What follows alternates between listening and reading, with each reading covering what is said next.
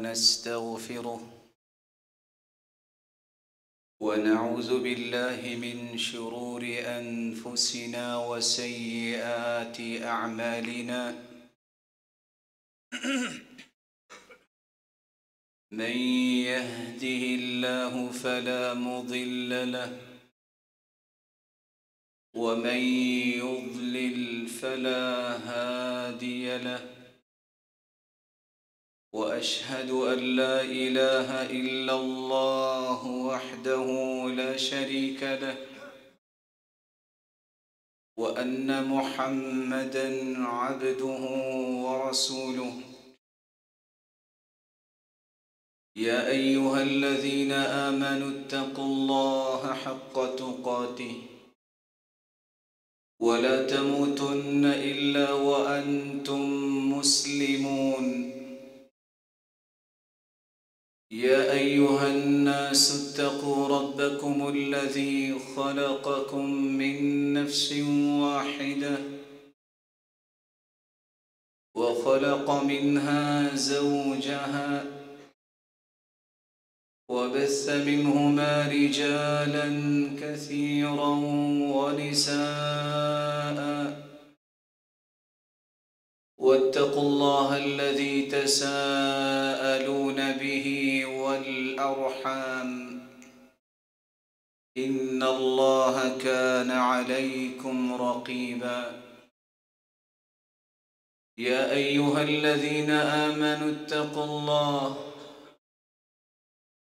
اتقوا الله وقولوا قولا سديدا يصلح لكم أعمالكم ويغفر لكم ذنوبكم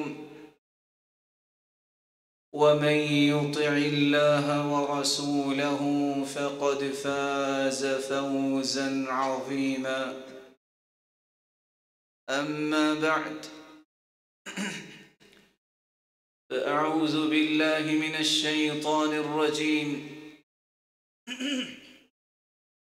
وقارون وفرعون وهامان ولقد جاءهم موسى بالبينات فاستكبروا في الأرض وما كانوا سابقين فكلا أخذنا بذنبه فمنهم من أرسلنا عليه حاصبا ومنهم من أخذته الصيحة ومنهم من خسفنا به الأرض ومنهم من أغرقنا وما كان الله ليظلمهم ولكن كانوا أنفسهم يظلمون लायक़ इज़्ज़त तकरीम सामिईन मुकर्रम अल्लाह ज़ुल जलाल का बेपनाह एहसान है जिसने हमारी रुश्द व हिदायत के लिए कायनात की एक मिसाली शख्सियत मुहम्मदुर रसूलुल्लाह सल्लल्लाहु अलैहि व आलिहि वसल्लम को हादी व मुर्शिद बना के भेजा। आपकी रुश्द व हिदायत जिन हस्तियों ने इख्तियार की वो दुनिया के मिसाली लोग बने, बल्कि मालिकुल मुल्क ने उन लोगों के ईमान को क़यामत तक के लिए मीज़ान और मिक़यास करार दे दिया और साथ इस बात की तंबीह भी कर दी फ़इन आमनू बिमिस्लि मा आमनतुम बिही फ़क़द इह्तदौ व इन तवल्लौ फ़इन्नमा हुम फ़ी शिक़ाक़ फ़सयकफ़ीकहुमुल्लाह व हुवस्समीउल अलीम।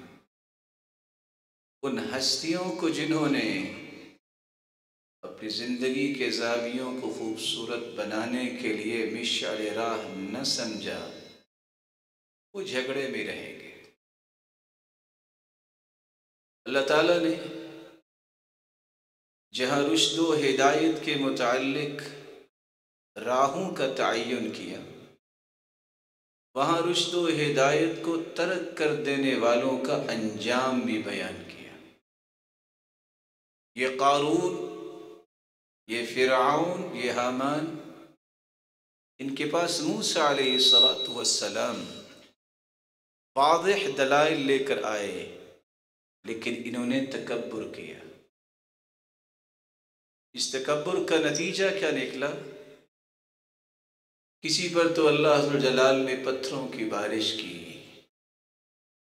کسی پر عذاب ایسا آیا فرشتے نے چیخ لگائی اور کلیجے پھٹ گئے، کسی کو زمین میں دھنسا دیا، اور کسی کو پانی میں غرق کر کے عبرت بنا دیا۔ ساتھ ہی اللہ عز و جلال نے اس آیت کے تکملے میں کیا بیان کیا؟ وَمَا كَانَ اللَّهُ لِيَظْلِمَهُمْ وَلَكِنْ كَانُوا أَنفُسَهُمْ يَظْلِمُونَ۔ اللہ نے ان پہ کوئی ظلم نہیں کیا، انہوں نے اپنی جانوں پہ خود ہی ظلم کیا۔ دنیا کے اندر یہ تغیرات زلزلے کی شکل میں، مصائب کی شکل میں، اور طرح طرح کی مصیبتوں کی شکلیں آج انسان کے سامنے ہیں۔ ان کے اسباب کیا ہے؟ مقاصد کیا ہے؟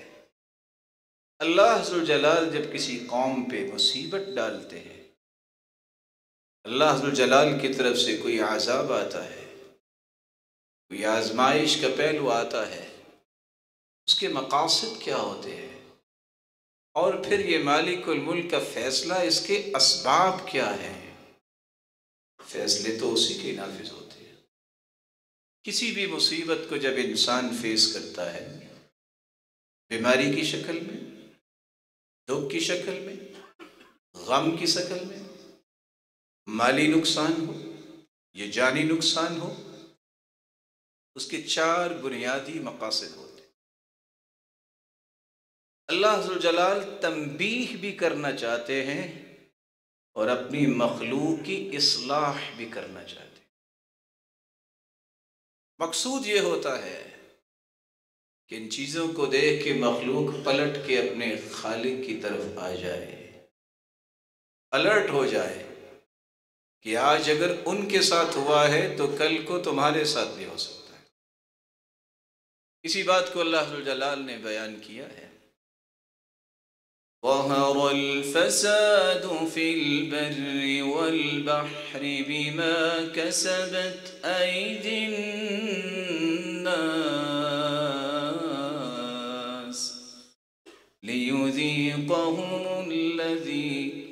لِيُذِيقَهُمْ بَعْضَ الَّذِي عَمِلُوا لَعَلَّهُمْ يَرْجِعُونَ۔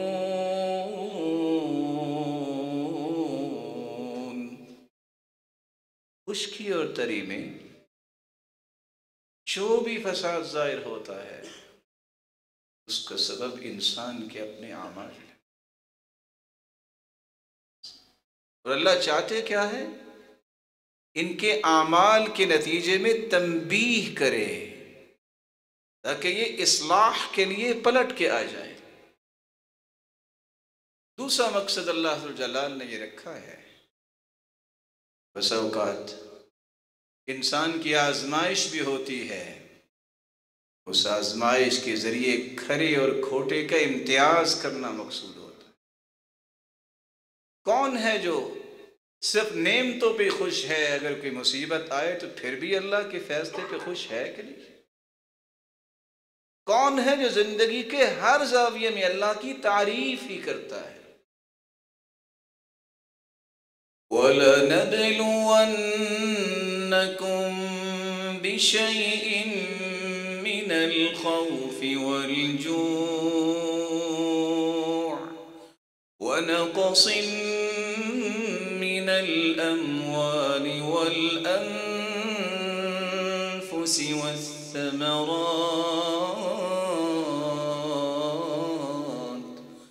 وَبَشِّرِ الصَّابِرِينَ۔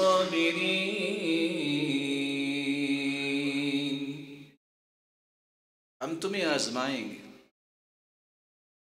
خوف دے کر بھی، بھوک دے کر بھی، جانی نقصان بھی اور مالی نقصان کے ساتھ۔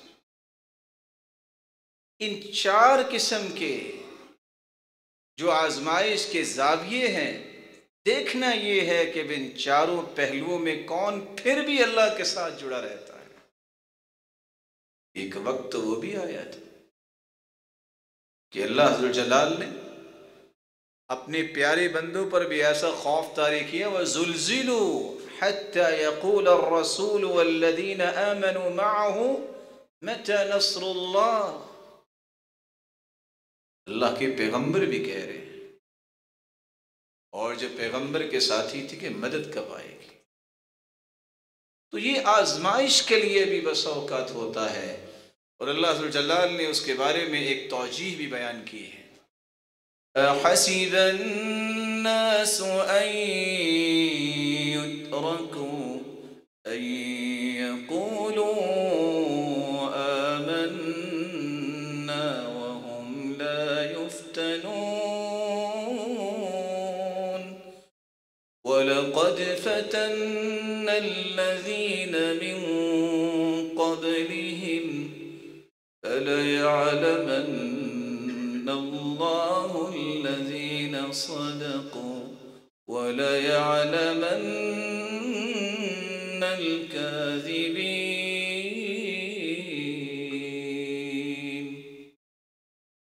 کیا لوگوں نے یہ سمجھ رکھا ہے کہ بس کلمہ پڑھ لیا ہے اور ہم بخشے جائیں گے؟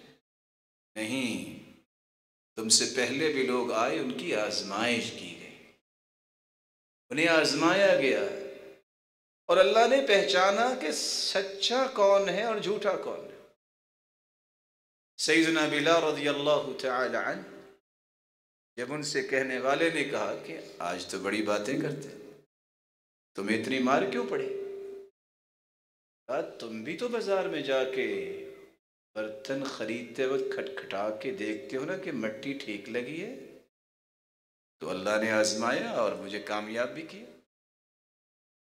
آزمائش تو ہوگی، دو قسم کی آزمائشیں ہیں، نعمت کے ساتھ بھی آزمائش، اس نعمت پر شکر کرتا ہے کہ نہیں، مصیبت کے ساتھ بھی آزمائش، اس مصیبت پہ صبر کرتا ہے کہ نہیں۔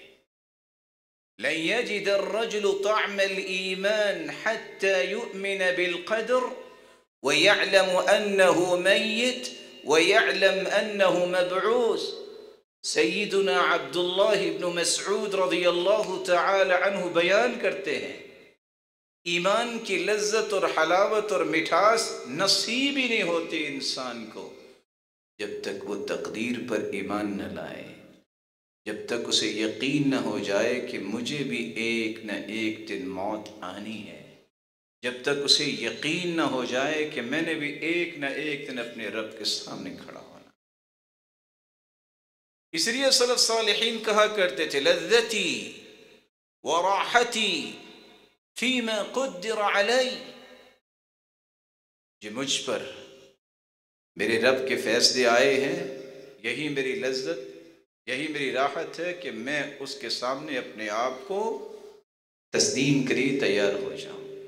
رسول اللہ صلی اللہ علیہ وسلم نے فرمایا، خلق اللہ مقادیر الخلائق قبل ان يخلق السماوات والارض ب50,000 سنة، 50,000 سال کائنات کو بنانے سے پہلے اللہ نے تمام تقدیریں لکھ دی۔ تیسرا مقصد جو آزمائشوں کا ہوتا ہے، زلزلوں کی شکل میں اور دیگر شکلوں میں، بیماریوں کی شکل میں، اللہ ذو الجلال اپنے بندے کے گناہوں کو معاف کرنا چاہتے ہیں۔ ما اصاب من مصیبت الا باذن اللہ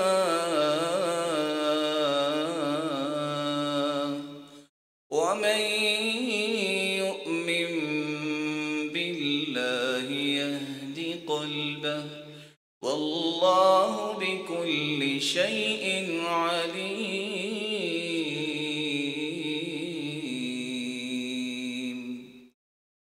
جو بھی بھی مصیبت آئے گی اللہ کے حکم سے آئے گی.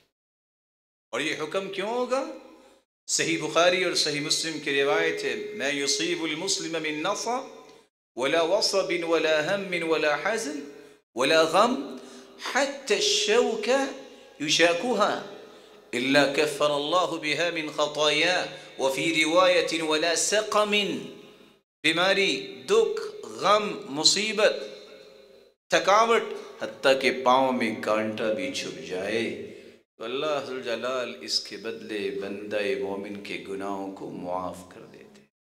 سخت سے سخت بیماری میں ہے، وَلَمْ يَشْكِ إِلَىٰ عُوَّادِ، آنے والوں کے سامنے اللہ کا شکوہ شکایت نہیں کرتا. جب پہلا قدم زمین پہ رکھتا ہے مَا عَلَيْهِ خَطِيئَةٌ، اللہ ذوالجلال اس طرح اسے پاک صاف گناہوں سے کر دیتے ہیں کہ اس پہ کوئی گناہ باقی نہیں رہتا. کَيَوْمْ وَلَدَتْهُ أُمُّهُ، اس طرح اللہ ذوالجلال اسے پاکیزہ بنا دیتے ہیں جس طرح اس کی ماں نے اسے آج ہی جنا ہے. ثم يستأنف العمل، گویا کہ اب اس نے نئی زندگی کا آغاز کر لیا.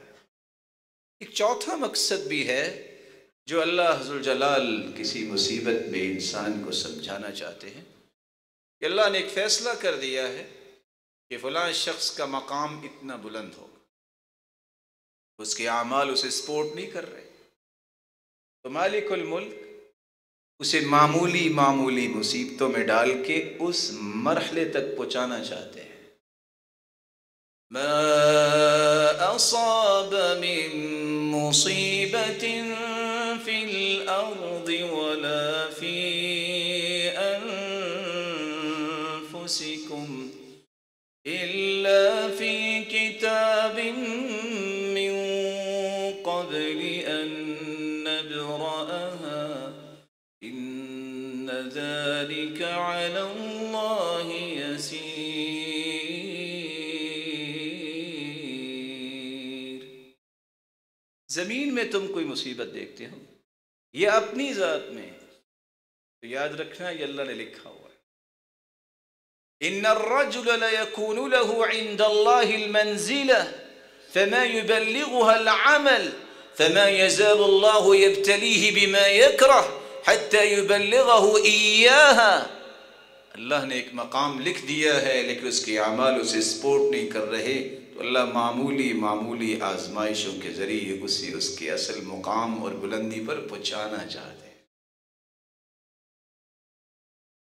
کون سے اسباب ہیں جس وجہ سے کائنات کے اندر مصیبتیں آتی ہیں، نقصانات ہوتے ہیں اور زلزلے آتے ہیں، اور اللہ ذوالجلال ان چیزوں کے ذریعے مخلوق کو کیا سمجھانا چاہتے ہیں؟ کثرت گناہ جس قوم میں آ جائے تو یاد رکھنا مصیبتیں بھی زیادہ آتی ہیں. وَمَا أَصَابَكُم مِّن مُّصِيبَةٍ فَبِمَا كَسَبَتْ أَيْدِيكُمْ وَيَعْفُو عَن كَثِيرٍ.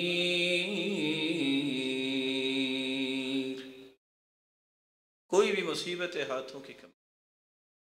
لَن يَهْلِكَ النَّاسِ حَتَّى يُعْذَرُوا مِنْ أَنفُسِهِمْ.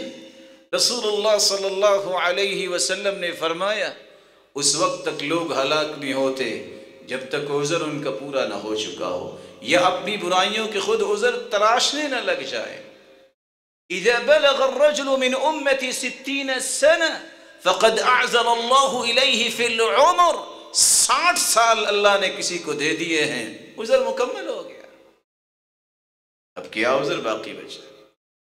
یا من بدنیاہ اشتغل وقد غرک طول الامل اولم یزل فی غفلة حتى دنا منه الأجل. الموت يأتي بغتة والقبر صندوق العمل والقبر صندوق العمل اصبر على أهوالها لا موت إلا بالأجل. لمبی خواہشیں، دنیا کی محبت نے تمہیں موت بھلا دی، اور موت اچانک آتی ہے کہ کسی کو بتا کے نہیں آتی. سوچئے جن لوگوں پہ زلزلہ آیا ہوگا انہوں نے کچھ سوچا ہوگا کہ کیا ہو جائے گا؟ اصل وہ چیز کام آئے گی قبر میں جو میں نے اور آپ نے عمل کیا ہوگا. اللہ ذو الجلال ہمارے گناہوں کو معاف فرما دے. چاہتے نہ چاہتے ہم نے جو گناہ کیے، غلطیاں کی، مولا کریم اپنی خصوصی رحمت کے ساتھ معاف فرما دے، اور ہمیں ایسی حالت میں اپنے پاس بلائے جس حالت میں وہ ہم سے راضی ہو جائے. رسول اللہ صلی اللہ علیہ وآلہ وسلم کے صحابی بیان کرتے ہیں، ان الرجل لیحرم من الرزق بالذنب الذي يصيبه. بس اوقات انسان کو رزق ملنے والا ہوتا ہے، گناہ کرتا ہے، اللہ اس رزق سے اسے محروم کر دیتے. ولا يبدل التقدير الا الدعاء. تقدیر کو بھی اگر بدلنے والی چیز اللہ نے رکھی ہے تو وہ دعا ہے. ولا يزيد في العمر الا البر. زندگی بابرکت بنتی ہے تو نیکی کے کام کرنے سے. اپنے آپ کو بابرکت بنانا ہے تو اپنی زندگی کا تھیم نیکی کرنا. کوئی برائی بھی کرتا ہے اپنی نیکی نہ چھوڑ. کوئی خیانت بھی کرتا ہے، لا تخن من خانک، جو تم سے خیانت کرتا ہے تم خیانت نہ کرو. ولا تعیروا اخاکم، تمہیں کوئی عار بھی دلاتا ہے گناہ کی تم عار نہ دلانا. صرف یہ کرنا میں نے اپنی نیکی کا کام نہیں چھوڑنا. نیکی کیا ہے؟ مسلمانوں کے ساتھ خیر خواہی کا رویہ، دعا کرنا، ان کی خیر کے لیے کوشش کرنا، ان سے تکلیف کو دور کرنے کی تمنا رکھنا. یہ تھیم نہیں چھوڑا کرتے. بچھو اور سانپ کا کام ہوتا ہے ڈسنا، لیکن انسان کو اللہ نے جب مسلمان بنایا ہے تو یہ سلامتی کا پیغام دیتا ہے. یہ ہمیشہ سلامتی کی اقوال و اعمال پیش کرتا ہے. یہ بچھو اور سانپ کے اس ڈسنے سے متاثر ہو کے اپنی عادت نہیں بناتا. اس طرح وہ انسانوں کے ساتھ رہتے ہوئے بھی اپنی عادت نہیں بدلتا ڈسنے کی، تو انسان کو بھی جب اسلام کی نعمت مل جائے تو یہ اپنی خیر خواہی کی بھی عادت چینج نہیں کرتا. اور لوگوں نے بات بنائی ہے، ایک شخص گزر رہا تھا، تو ایک بچھو گر گیا، اس نے اس کو نکالنا چاہا، اس نے ڈس دیا. دوسری مرتبہ، تیسری مرتبہ اس نے کہا دشمن کے ساتھ کیا کر رہے ہو، چھوڑو اسے ڈوبنے دو. کہا وہ ڈنگ مارنے کی اپنی عادت بری نہیں چھوڑ رہا، میں خیر خواہی کی اچھی عادت کیوں چھوڑوں. مقصود اس مثال کا یہ بیان کیا جاتا ہے کہ انسان کو اپنا منہج نہیں چھوڑنا چاہیے. تو ہمیں اس بات کا حکم یہ ہے، لا تکونوا امعا، لائی لگ مت بنو. ان احسن الناس احسننا وان اساؤوا اسأنا. لا، یہ نہیں ہے کہ لوگ اچھائی کریں گے تو ہم بھی اچھے بنیں گے، لوگ برائی کریں گے تو ہم بھی برائی کریں گے. لوگ اچھائی کریں گے تب بھی ہم اچھائی کریں گے، لوگ برائی کریں گے تب بھی ہم اچھائی کریں گے. اس لیے ہمارا اور منہج ہے، اس منہج کو نہیں چھوڑنا چاہتے، اس منہج کو جس منہج کو اللہ نے پسند کیا ہے. اس لیے پورا کا پورا معاشرہ اگر بے نماز ہو جائے نماز نہیں چھوڑیں گے. پورے کا پورا معاشرہ کہے کہ نہیں اللہ کی توحید کا یہ معنی ہے کہ چلو کسی کے پاس جا کے جھک بھی جاؤ، تو نہیں جھکیں گے. اللہ کے رسول صلی اللہ علیہ وسلم نے کہہ دیا ہے کہ سود حرام ہے، کوئی کہہ دے کہ حلال، ہم نہیں مانیں گے. اپنا دین اپنا منہج نہیں چھوڑا کرتے. رسول اللہ صلی اللہ علیہ وآلہ وسلم نے امت کو یہ بات سمجھائی کہ اگر زندگی میں برکت چاہتے ہو تو نیکی کے منہج کو مت چھوڑو. اور دعا اس قدر عظیم نعمت ہے. ان البلاء ينزل، بلا آسمان سے اترتی ہے، بندہ مومن دعا کرتا ہے. فَيَعْتَلِجَانِ مَا بَيْنَ السَّمَاءِ وَالْأَرْضِ، زمین و آسمان کے درمیان یہ بلا اور دعا گتھم گتھا ہوتی ہیں اور قیامت تک اسے نیچے آنے نہیں دیتی. اس لیے دعا کیا کرو. علیکم عباد اللہ بالدعاء ان الدعاء ينفع مما نزل ومما لم ينزل. جو مصیبت آگئی ہے تب بھی دعا کرو، ختم ہوگی. جو آنے والی ہے اس سے بھی اللہ تمہیں محفوظ فرما دے گا، ٹال دے. دوسرا سبب یہ ہوتا ہے کہ بعض گناہوں کو ہم چھوٹا سمجھ رہے ہوتے ہیں، وہ بڑے ہوتے ہیں. إياكم ومحقرات الذنوب فإنهن يجتمعن على الرجل فيهلكن. کسی گناہ کو چھوٹا نہ سمجھو، یہ چھوٹے ملتے ملتے پہاڑ بن جائیں گے، تمہیں ہلاک کر دیں. إنكم لتعملون أعمالا هي أدق في أعينكم من الشعر كنا نعدها على عهد رسول الله صلى الله عليه وسلم بالموبقات. تم ایسے اعمال کرتے ہو جو بالوں کے برابر بھی تم نہیں سمجھتے، بالوں سے بھی باریک سمجھتے ہو. ہم اللہ کے رسول صلی اللہ علیہ وسلم کے زمانے میں انہیں بہت بڑے گناہ سمجھتے. اللہ ذوالجلال کی ذات اور صفات میں جھگڑا کرنے والا یہ مصیبتوں سے نہیں بچ سکتا. اس لیے اللہ ذوالجلال نے فرمایا ہے وَمِنَ النَّاسِ مَن يُجَادِلُ فِي اللَّهِ بِغَيْرِ عِلْمٍ وَلَا هُدًى وَلَا كِتَابٍ مُنِيرٍ ثَانِيَ عِطْفِهِ لِيُضِلَّ عَن سَبِيلِ اللَّهِ لَهُ فِي الدُّنْيَا خِزْيٌ ونذيقه يوم القيامة عذاب الحريق. جو اللہ ذوالجلال کی ذات میں جھگڑتا ہے، صفات میں جھگڑتا ہے، اللہ فرماتے ہیں اس کے لیے دنیا میں بھی ذلت ہے اور قیامت کے دن بھی جلا دینے والا عذاب ہم نے اس کو تیار کر. آج غور کیجئے، ایک نہیں دسیوں لوگ اللہ ذوالجلال کی ذات کا انکار کرنے میں کوئی بھی شرم محسوس نہیں کرتے. اور پچھلے دنوں آپ نے دیکھا کہ کس طرح چیلنج کر رہا ہے وہ ظالم. یہ دیکھو میں اللہ ذوالجلال کی کلام کو پھاڑ رہا ہوں، کہاں ہے مجھے کچھ عذاب دینا ہے، نعوذ باللہ من ذالک، مجھے عذاب دے. جب اس طرح کی کیفیات ہو جائیں تو پھر معاشرہ جو ہے وہ مصیبتوں کا گھراؤندہ بن جاتا ہے. نیک لوگ موجود بھی ہوں، خباثت جب بڑھ جائے تو پھر نیک لوگ بھی اس عذاب میں بیچارے اللہ کے پاس چلے جاتے ہیں. جب اللہ کے رسول صلی اللہ علیہ وسلم نے فرمایا تھا وَيْلٌ لِلْعَرَبِ مِنْ شَرٍ قَدْ اقْتَرَبَ، اور آپ صلی اللہ علیہ وسلم نے آگے فرمایا تو مومنوں کی ماں کہتی ہے نَهْلِكُ وَفِينَا الصَّالِحُونَ قال نعم اذا كثر الخبث، جب خباثت زیادہ ہو جائے تو پھر نیک لوگ بھی اس میں فوت ہو جاتے ہیں.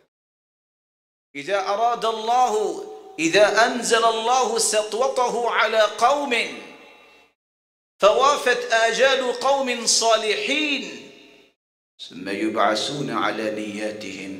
عذاب جب آتا ہے نیک لوگ بھی فوت ہو جاتے ہیں لیکن قیامت کو نیتوں کے مطابق انہیں اٹھایا جائے گا. رسول اللہ صلی اللہ علیہ وآلہ وسلم پر قرآن نازل ہوتا ہے. ایک چوتھا سبب بھی بیان کیا ہے جس سے اللہ ذوالجلال غضبناک ہوتے ہیں اور پھر آزمائشیں آتی ہیں، اور وہ کیا ہے؟ اشتد غضب اللہ علی من زعم انه ملک الاملاک لا ملک الا اللہ. اللہ ذوالجلال کا غضب سخت ہوتا ہے اس شخص پہ جو سمجھتا ہے کہ میں ملک الاملاک ہوں، میں بادشاہوں کا بادشاہ ہوں. سب سے بڑا بادشاہ تو وہ ہے. اشتد غضب اللہ علی قوم اتخذوا قبور انبیائهم مساجد. اللہ کا غضب شدید ہوتا ہے اس قوم پر جو انبیاء کی قبروں پر مسجد بنا لیتے ہیں. اللہم لا تجعل قبری وثنا يعبد. رسول اللہ صلی اللہ علیہ وسلم نے اس لیے دعا کی تھی، میرے مالک میری قبر کو بت نہ بنانا کہ لوگ اسے پوچھیں، اور ساتھ یہ فرمایا کیونکہ اللہ کا غضب ہوتا ہے. اربعۃ یبغضهم اللہ البیاع الحلاف. 4 لوگوں سے اللہ ذوالجلال کو بہت شدید غضب آتا ہے.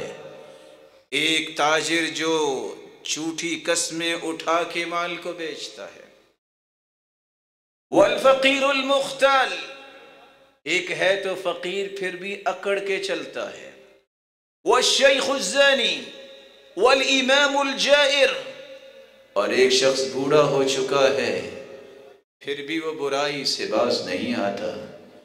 ایک شخص بادشاہ ہے اور ظلم سے باز نہیں آتا. اللہ ذوالجلال ہم سب کو اور ہماری اولاد و نسلوں کو محفوظ فرمائے. رسول اللہ صلی اللہ علیہ وسلم پر قرآن نازل ہوتا ہے، وَمَن يَقْتُلْ مُؤْمِنًا مُتَعَمِّدًا فَجَزَاؤُهُ جَهَنَّمُ خَالِدًا فِيهَا. جہنم اس کا بدلہ ہے جس میں ہمیشہ رہے گا. وَغَضِبَ اللَّهُ عَلَيْهِ وَلَعَنَهُ وَأَعَدَّ لَهُ عَذَابًا عَظِيمًا. غضب بھی ہوگا، اللہ کی لعنت بھی ہوگی، اس کی بہت بڑا عذاب تیار کر رکھا. اس لیے اس حدیث کی روشنی میں ایک نصیحت یاد رکھیے گا. رسول اللہ صلی اللہ علیہ وسلم نے فرمایا، لو ان اہل السماوات والارضین اشترکوا فی دم واحد فی دم مؤمن لأکبہم اللہ فی النار. کسی ایک مومن پہ زمین و آسمان کے 14 طبق اگر اکٹھے ہو جائے ایک مومن کی جان مارنے کے لیے، تو اللہ اس کے بدلے 14 طبق قیامت کے دن جہنم میں ڈال. عذاب کیوں آتے ہیں؟ رسول اللہ صلی اللہ علیہ وسلم پر قرآن نازل ہوتا ہے،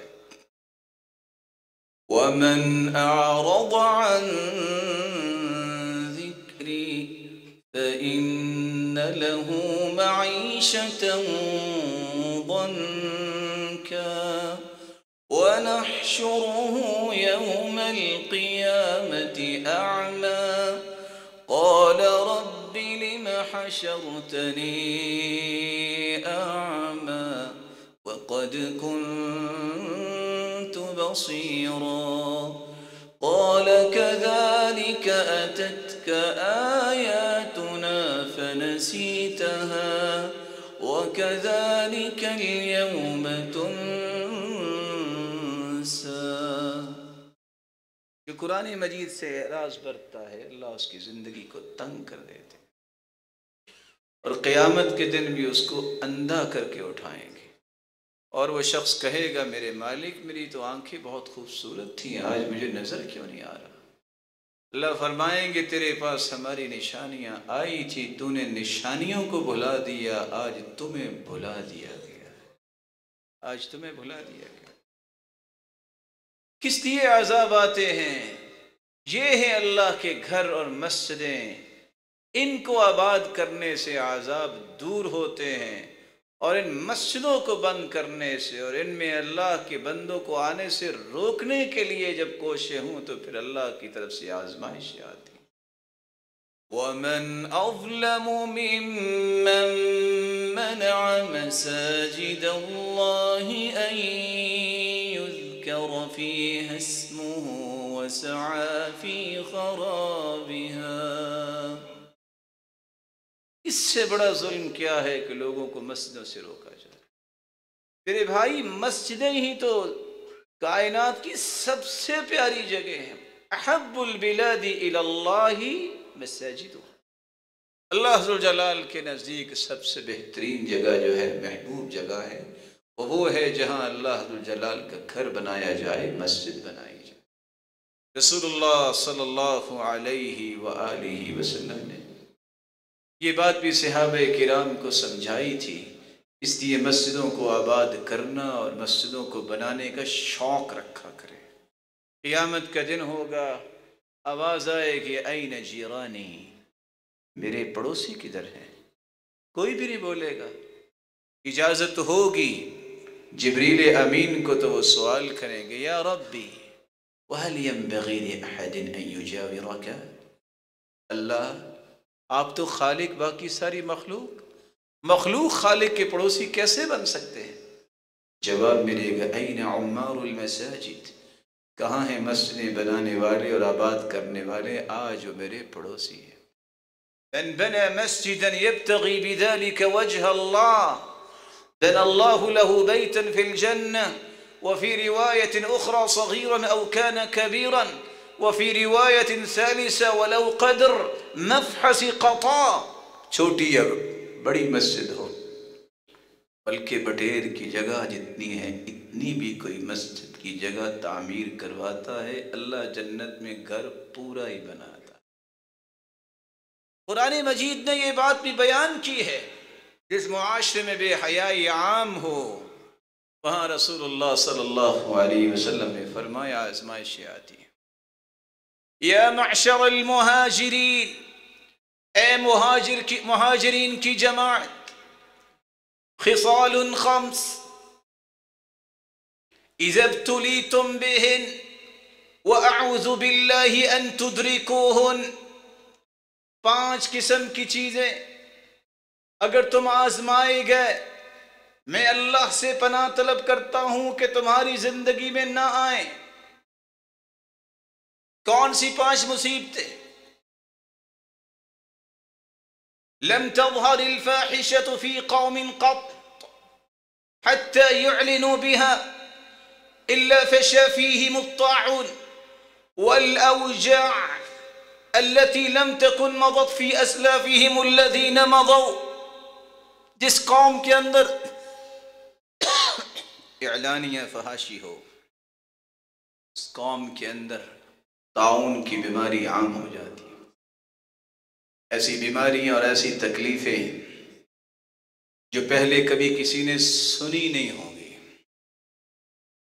وَلَمْ يَنْقُصُوا الْمِكْيَالَ وَالْمِيزَانَ إِلَّا أُخِذُوا بِالسِّنِينَ وَشِدَّةِ الْمَعُونَةِ وَجَوْرِ السُّلْطَانِ۔ جس قوم میں ناپ اور تول میں کمی آ جائے وہاں زندگی گزارنا بڑا مشکل ہو جاتا ہے۔ بادشاہ ظلم کرتے ہیں، قحط سالی ہوتی ہے، بارش ہوتی نہیں، اگر ہو تو نقصان والی ہوگی۔ وَلَمْ يَنْقُضُوا وَلَمْ يَمْنَعُوا زَكَاةَ أَمْوَالِهِمْ إِلَّا مُنِعُوا مِنَ الْقَطْرِ مِنَ السَّمَاءِ وَلَوْلَا الْبَهَائِمِ لَمْ يُمْطَرُوا۔ جو لوگ زکوٰۃ نہیں دیتے، اللہ ذوالجلال ان سے رحمت کی بارشیں روک لیتے ہیں، اگر جانور نہ ہوں تو بارش کبھی ہو ہی نہ۔ وَلَمْ يَنْقُضُوا عَهْدَ اللَّهِ وَعَهْدَ رَسُولِهِ، اور جو اللہ اور اس کے رسول کے وعدوں کو توڑ دیتے ہیں، إِلَّا سَلَّطَ اللَّهُ عَلَيْهِمْ عَدُوَّهُمْ مِنْ غَيْرِهِمْ فَيَأْخُذُوا بَعْضَ مَا فِي أَيْدِيهِمْ، اللہ دشمنوں کو مسلط کر دیتے ہیں، جو کچھ ان کے ہاتھوں میں ہوتا ہے وہ دشمنی لے جاتے ہیں، کیونکہ اللہ اور اس کے رسول کے وعدوں کو پورا نہیں کیا۔ وَمَا لَمْ تَحْكُمْ أَئِمَّتُهُمْ بِكِتَابِ اللَّهِ إِلَّا جَعَلَ اللَّهُ بَأْسَهُمْ بَيْنَهُمْ، جو کتاب و سنت کے مطابق فیصلے نہیں کرتے تو پھر ان کی خانہ جنگی ہو جاتی ہے، یہ اللہ کی طرف سے آزمائش ہوتی ہے۔ اللہ ذوالجلال نے قرآن مجید میں بھی اسی بات کو ایک اور انداز میں پیش کیا ہے۔ وَإِذَا أَرَدْنَا أَن نُّهْلِكَ قَرْيَةً أَمَرْنَا مُتْرَ فِيهَا فَفَسَقُوا فِيهَا فَحَقَّ عَلَيْهَا الْقَوْلُ فَدَمَّرْنَاهَا دمرناها تدمیرا۔ قوم کے جو بڑے لوگ ہوتے ہیں جب وہ تکبر کرنے لگ جائیں تو پھر اللہ ذو الجلال اس تکبر کی سزا کیا دیتے ہیں؟ پورے کے پورے معاشرے برباد ہو جاتے ہیں۔ اذا مشت امتی مطیطا سلط شرارها على خيارها، جب میری امت کے لوگ بازو کھول کھول کے تکبر کے ساتھ اور گمنڈ اور غرور سے چلیں گے تو پھر کیا ہوگا؟ برے لوگوں کو نیک لوگوں پر مسلط کر دیا جائے۔ رسول اللہ صلی اللہ علیہ وسلم نے فرمایا یحشر المتکبرون یوم القیامہ کامثال الزر، قیامت کے دن ہوگا چونٹیوں کی طرح ان تکبر کرنے والوں کو قیامت کے دن پوری کائنات کے پاؤں تلے رون دیا جائے گا۔ وَلَا تَمْشِ فَوْقَ الْأَرْضِ إِلَّا تَوَاضُعًا وَكَمْ تَحْتَهَا قَوْمٌ هُمْ مِنْكَ أَرْفَعُ وَإِنْ كُنْتَ فِي عِزٍّ وَحِرْزٍ وَمَنْعَةٍ وَكَمْ تَحْتَهَا قَوْمٌ هُمْ مِنْكَ أَمْنَعُ۔ زمین پہ تواضع کے ساتھ چلو، اکڑ کے نہ چلو، کیونکہ اس زمین کے نیچے وہ بھی جا چکا ہے جو تم سے زیادہ تھا، مال میں بھی، قوت میں بھی، منصب میں بھی۔ اور اگر تم سمجھتے ہو کہ میری نگرانی اور حفاظت کرنے والے بہت ہیں، اس زمین کے نیچے تو وہ بھی جا چکے جن کی نگرانی اور حفاظت تم سے زیادہ کی جاتی تھی۔ رسول اللہ صلی اللہ علیہ وآلہ وسلم پر قرآن نازل ہوتا ہے جو آج ہر شخص کی زبان پہ شکوہ ہے، یہ ختم ہو جانا چاہیے۔ نہ شکریہ کے الفاظ، لاکھوں کروڑوں روپے موجود ہونے کے باوجود سوائے واویلا کے زبان پہ کچھ آتا ہی نہیں۔ ان لوگوں کو بھی دیکھیے جن کے پاس کھانے کو کچھ نہیں ہے، اور ہم صرف اس لیے رو رہے ہوتے ہیں کہ پچھلے سال ہمیں پروفٹس جو ہے وہ 2 کروڑ آئے تھے، اس سال تو صرف 1 کروڑ 20 لاکھ روپے آیا ہے، اور رو رہے ہیں اس بات پہ۔ اور آپ کو حیرانگی ہوگی، میں نے پہلے بھی بتایا، ایک شخص بڑی پریشانی لے کے آیا کہ دعا کر دیجئے، 35 لاکھ روپے کا نقصان ہو گیا۔ اب انسان ہے، کمزور ہیں ہم، ایک مسلمان کی تکلیف کو دیکھ کے پریشانی تو ہوتی ہے، تو بڑا شوق سا لگا کہ اس بیچارے کی قرض کیسے اترے گا۔ تو میں نے ویسے ہی، عادت تو نہیں ہے، پوچھنا چاہا کہ کیسے اچانک سے ہو گیا۔ کہتے ہیں بس کیا بتائیں، پچھلے سال 85 لاکھ روپے پروفٹ ہوا تھا، اس سال صرف 50 لاکھ ہوا ہے۔ لا حول ولا قوت الا باللہ۔ میں یہ سوچ رہا تھا کہ اس کا 35 لاکھ قرض آ گیا تو یہ اترے گا کیسے، اور وہ بیچارہ کس چکر میں ہے کہ میرا اس سال پروفٹ کی ریشو کم ہو گئی ہے۔ وَضَرَبَ اللَّهُ مَثَلًا قَرْيَةً كَانَتْ آمِنَةً مُطْمَئِنَّةً يَأْتِيهَا رِزْقُهَا رَغَدًا مِّن كُلِّ مَكَانٍ فَكَفَرَتْ بِأَنْعُمِ اللَّهِ فَأَذَاقَهَا اللَّهُ لِبَاسَ الْجُوعِ وَالْخَوْفِ بِمَا كَانُوا يَصْنَعُونَ۔ اللہ نے کیسی بستی کی مثال بیان کی ہے، کانت آمینہ، امن والے تھے، مطمئن، کوئی خوف نہیں تھا، یأتیہا رزقها من کل مکان، ہر طرف سے رزق رزق تھا، فکفرت بانعم اللہ، اللہ کی نعمتوں کی ناشکری انہوں نے کر دی، فأذاقها اللہ لباس الجوع، اللہ نے بھوک کا عذاب اور آزمائش ان پہ ڈال دی، والخوف، خوف ان کے دلوں میں ڈال دیا، بس کیا ہو جائے گا، ڈیفالٹر ہو جائیں گے، اور کچھ پتہ نہیں کیا ہونے والا ہے، کیا ہونے والا ہے۔ ہونا تو وہ ہے جو میرے مالک نے لکھا ہے، کچھ بھی ہونے والا نہیں ہے، انسان کی سوچ کے مطابق ہونے والا وہ ہے جو اللہ نے فیصلہ کرنا ہے، اور اللہ ذو الجلال جو فیصلہ کرتے ہیں اس سے بہترین کوئی فیصلہ نہیں ہوتا۔ ان اللہ لا یغیر ما بقوم حتی یغیروا ما بانفسہم، ضرورت اس بات کی ہے، میں اور آپ سب سے پہلے ہم اپنے آپ کو بدلیں تو پھر معاشرہ بھی بدلے گا، ہم بھی معاشرے کا حصہ ہیں۔ اللہ ذو الجلال مجھے اور آپ کو ہر اچھی بات کو اپنی زندگی میں شامل کرنے کی توفیق دے اور ہم سب کے گناہوں کو معاف فرمائے۔ ہم کمزور ہیں، آزمائشوں کے بغیر بھی تو اللہ درجے دے سکتا ہے نا، اس نے کسی سے مشورہ تو کرنا کوئی نہیں، وہی تو مختار کل ہے۔ وہ اگر امتحان نہ بھی لے، بغیر امتحان کے بھی یہ معمولی جو کام ہم نماز پڑھ لی، روزہ رکھ لیا، اللہ قبول کر کے ہمیں اپنی رحمت کا مستحق بنا دے۔ وآخر دعوانا